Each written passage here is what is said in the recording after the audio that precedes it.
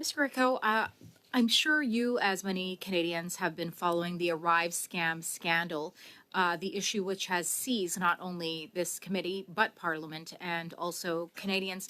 Can you tell us about the discussion about the way that this shows government to conduct business? Is there any discussion, feedback, conversation within your membership as to this scandal, and what would be their reaction and their commentary regarding it, if business were to be done in a way that we have seen the Arrive scandal unfold?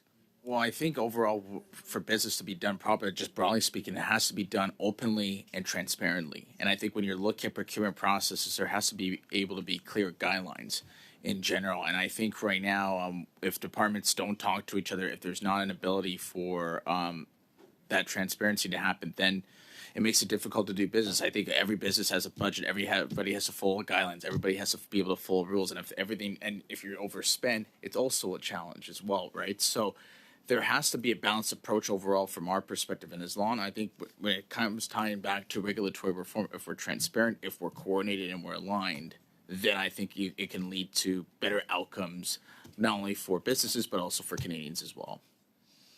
In your opinion, does the current Canadian procurement system serve Canadian businesses?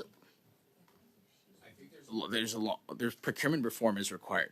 I think from our perspective, I think I think if we look at what we tie into even advanced research and commercialization and innovation projects, if we look what has been done in the United States with the U.S. DARPA agency, I think they've been the model in terms of what happens with procurement.